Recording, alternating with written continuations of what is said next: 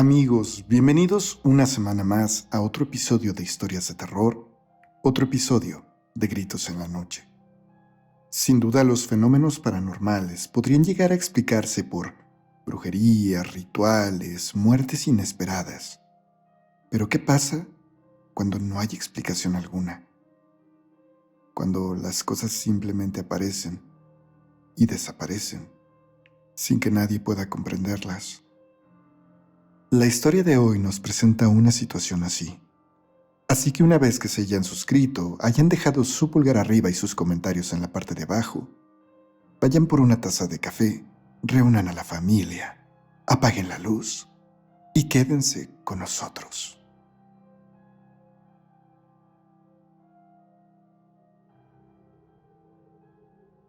No les voy a mentir.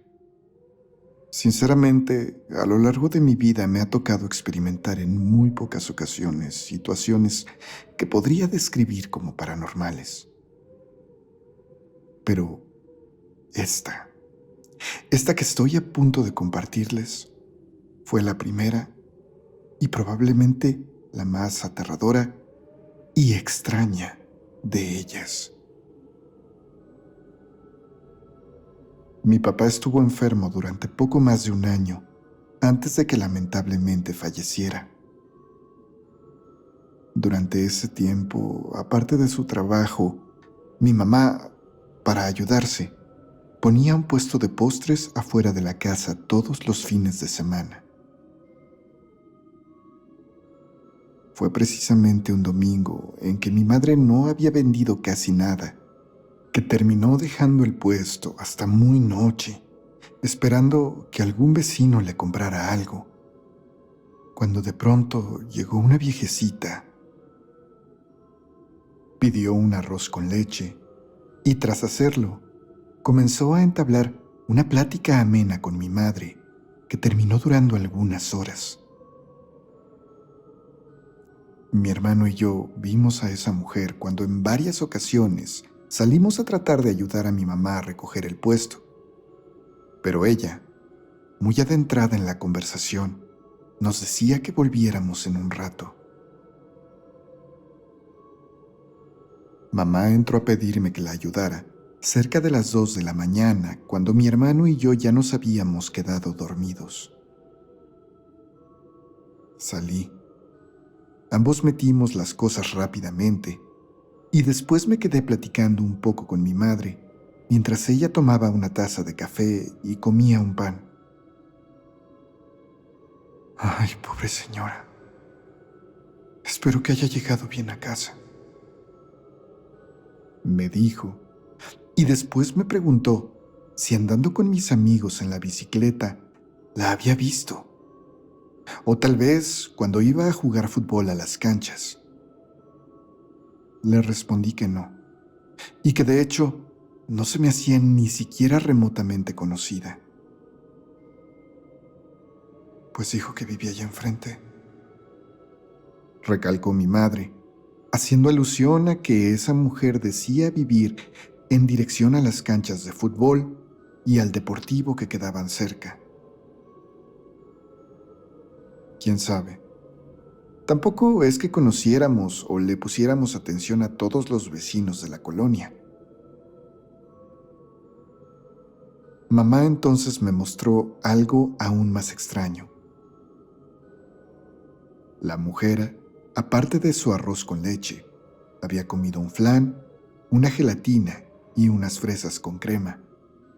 Y al momento de pagar, le dijo a mi madre que no tenía dinero normal. Mi mamá, conmovida por esa señora, le dijo que no había problema, que ella le regalaba los postres. Pero entonces aquella anciana sacó de un morralito 2 monedas de plata. Mi mamá, sorprendida, le dijo que aquello no era necesario, que eso era mucho, que para nada tenía que darle esas monedas.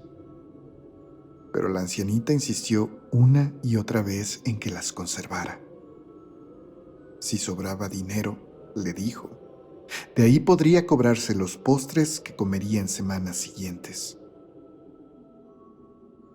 Fue así que mamá aceptó, y aquella mujer se fue caminando por la calle sola, antes de que mi mamá pudiera entrar a buscarnos. Durante la tarde siguiente, mi papá se puso un poco mal, y mamá tuvo que llevarlo a emergencias, y se quedó ahí, internado. Ella, por supuesto, se quedó con él. Así que yo estaba encargado de cuidar a mi hermanito y debía acompañarlo a la escuela por la mañana.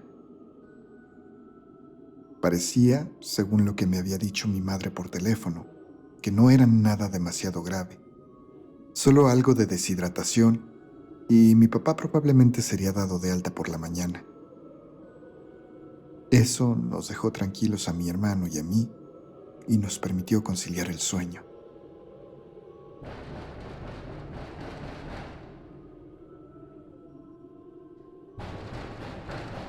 Fue de madrugada que los golpes en la reja de la calle me despertaron.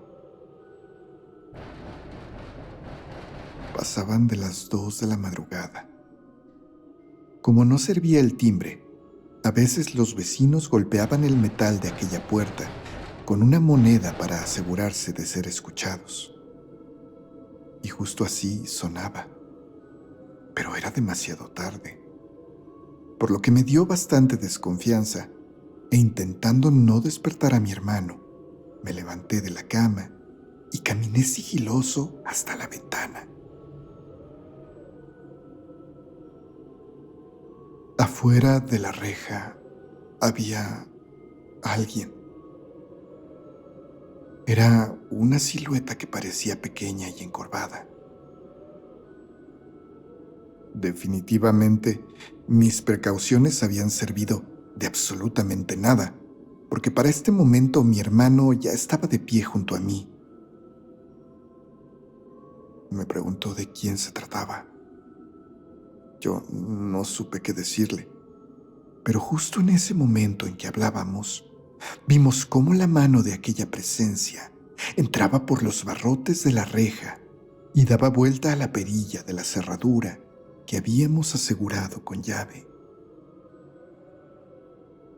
Sin mayor esfuerzo logró abrirla y entró dando pasos muy lentos hasta llegar a la puerta de la casa propiamente.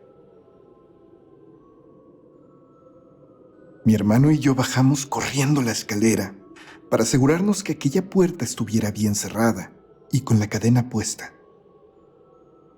Y sí, esa puerta tenía la llave echada, pero mi hermano y yo nos quedamos detenidos ahí, detrás, cuando claramente vimos cómo algo intentaba empujar la puerta, como si quisiera abrirla. Mi pobre hermano comenzó a asustarse demasiado, pero yo no dejaba de decirle con señas que se callara, que no hiciera ruido. Me asomé por la mirilla y afuera podía ver claramente a aquella figura que de inmediato me pareció que era alguien vistiendo completamente de negro, alguien de cabello cano, pero parecía tener la cabeza agachada, en una forma en que nunca pude verle el rostro. Pero, de alguna manera, yo estaba completamente seguro de que era una anciana. Esa anciana de la noche anterior. ¿Qué quiere? Mi mamá ya está dormida. ¿Qué busca? Le grité. Aunque vamos, supongo que, como todos, había escuchado historias de brujas y estaba casi seguro que yo estaba convirtiéndome en el protagonista de una de ellas.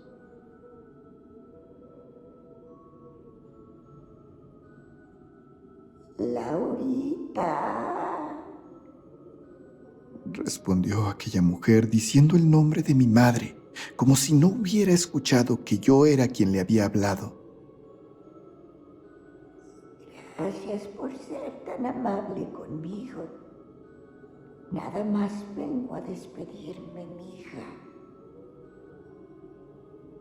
Y así, sin decir más, vi por la mirilla aquella figura volver a salir del patio, cerrando la reja detrás de ella mientras se alejaba por la calle de madrugada. A la mañana siguiente, abrimos los ojos cerca de mediodía.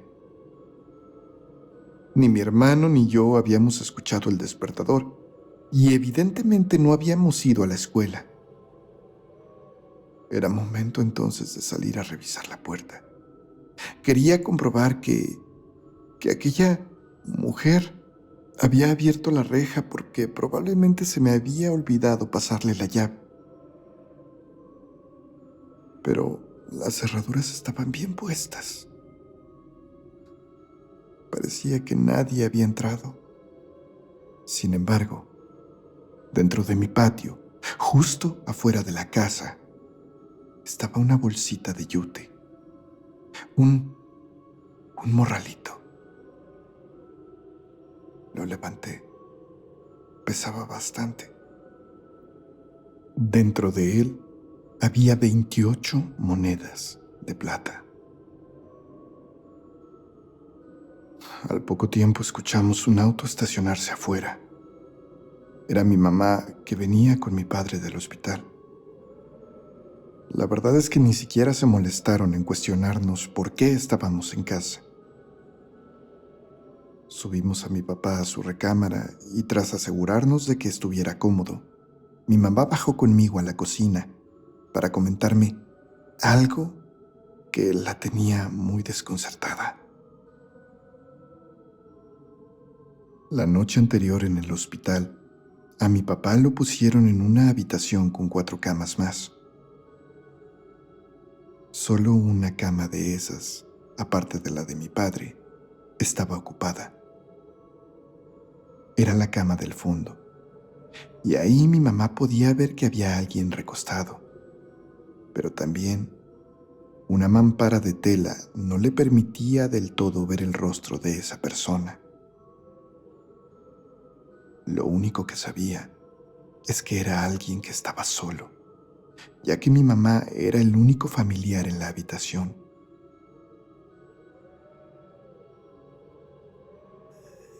Laurita. Laurita.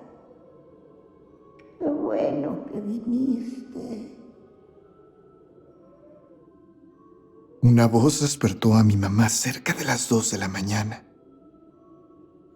Tras levantar la vista, dice que la mampara de tela había sido retirada y pudo ver claramente a la señora de la noche anterior, recostada en la última cama. Mi madre, completamente sorprendida, se acercó a ella para preguntarle qué le había ocurrido, por qué estaba ahí. Pero aquella mujer pareció no escucharla y solamente le respondió que le daba mucho gusto verla antes de quedarse profundamente dormida. Mamá no quiso despertarla y entonces volvió junto a la cama de mi padre, donde una enfermera vio que se levantó y le preguntó si todo estaba bien. Respondió que sí, pero también le preguntó sobre la señora del fondo. Le dijo que eran vecinas y que estaba muy preocupada por su salud.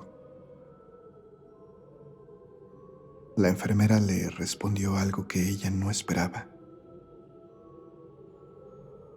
Le informó que la señora había sido inducida al coma cerca de 36 horas antes, debido a un problema hepático, justo como mi padre. El pronóstico para ella no era nada bueno. Mi mamá le dijo que algo había fallado entonces, o tal vez se estaba recuperando la señora porque apenas unos minutos antes acababa de cruzar unas palabras con ella. La enfermera, con cara de extrañeza, se acercó a ver todos los aparatos, pero le dijo que no, que según las máquinas, aquella mujer no había dejado de estar inconsciente ni un minuto. Mi mamá sintió como si la sangre del cuerpo se le hubiera ido a la planta de los pies. Si aquella mujer estaba inconsciente, ¿cómo era posible que hubiera hablado con ella apenas unos momentos atrás? Pero aún más extraño, ¿cómo podía haber estado con ella la noche anterior si, según el registro del hospital, para ese momento ella ya había sido inducida al coma? Mi madre no tuvo ni un poco de tiempo para pensar en eso, cuando los monitores en la cama de la mujer comenzaron a producir un tono continuo. Más enfermeras y un doctor entraron corriendo. Aquella extraña mujer falleció en ese momento, frente a mi madre, justo a las 2:16 de la mañana. Mamá estaba completamente consternada, pero no se imaginaba ni siquiera lo que yo le conté. Le narré la historia de lo que mi hermano y yo habíamos vivido durante la noche anterior. Le mostré las monedas y ella no sabía qué hacer.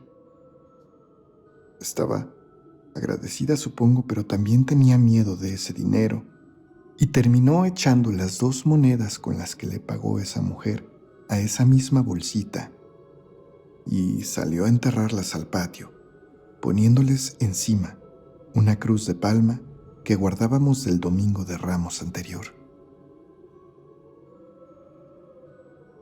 Durante 7 años, a partir de ese momento, vimos ocasionalmente una figura, una silueta que de noche se paraba justo en el punto donde las monedas estaban enterradas. Durante esos 7 años, también escuchábamos ocasionalmente la voz de aquella anciana llamar a mi madre por su nombre. 7 años en que aquella sombra nos acompañó, rondando el patio, tanto en la muerte de mi padre como durante la cirugía de rodilla de mamá 5 años después. 7 años hasta que mi mamá por fin decidió sacar esas monedas para ocuparlas en los gastos de mi titulación y el ingreso a la universidad de mi hermanito. 30 monedas de plata suenan como algo muy impresionante, pero en dinero no era tanto, aunque la cantidad nos vino muy bien en ese momento. Una vez que gastamos esos recursos, aquella presencia desapareció. Están por cumplirse 15 años de aquella noche en que mi mamá conoció a esa mujer.